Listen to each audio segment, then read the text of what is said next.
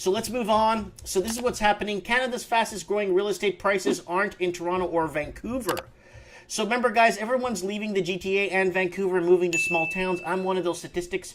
I moved from a big city to a small town here, and now I'm running for city council here in town, and I built my own business, and I mean, it's all on YouTube. You can watch it. It's all documented.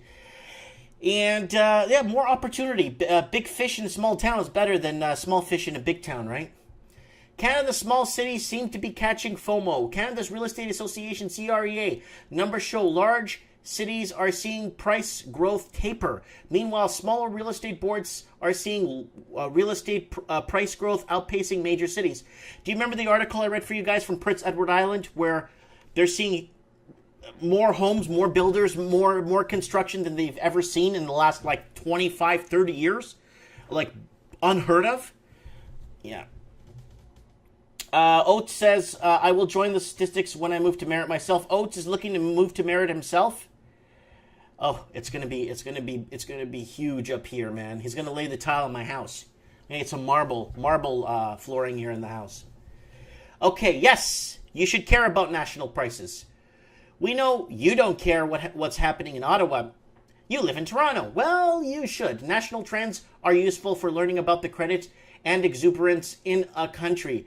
If your dense market is rising and everything else is falling, it could be local factors driving prices. If your market is rising and everything is rising, it's probably credit related.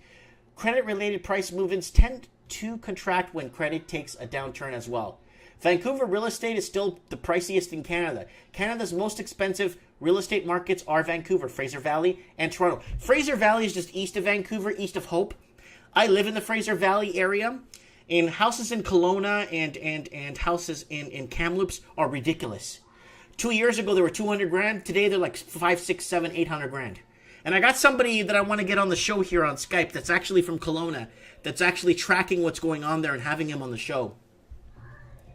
Canada's most expensive real estate, Fraser Valley, I read that, and Toronto, Vancouver saw the same price as typical home reach, $1,087,000 in July, up 6.68% from the same time last year. Fraser Valley also saw the price of a typical home climb to $831,000, up a massive 13.83%.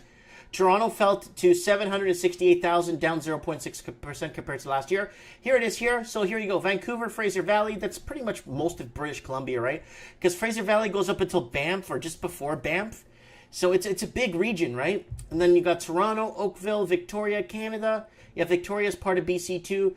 Vancouver Island. So British Columbia alone has a lot of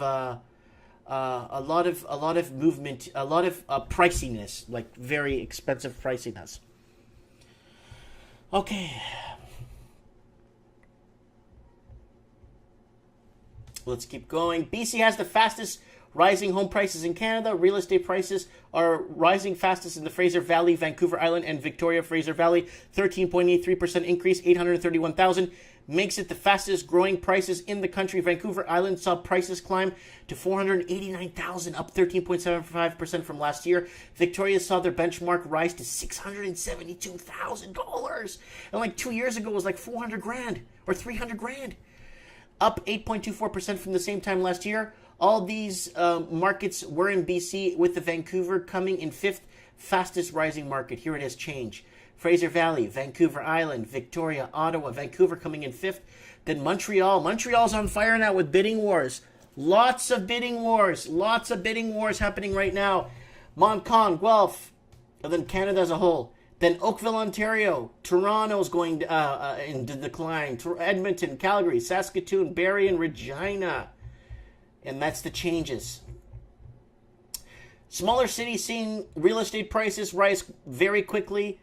An odd trend to say the least. Density appears to be less of a factor. Home prices expectations seem to be rising. Most of these markets are seeing tapering sales but rising prices. Exhaustion behavior in relatively suburban markets is strong indicator that the late stages in the national credit cycle. Okay, guys.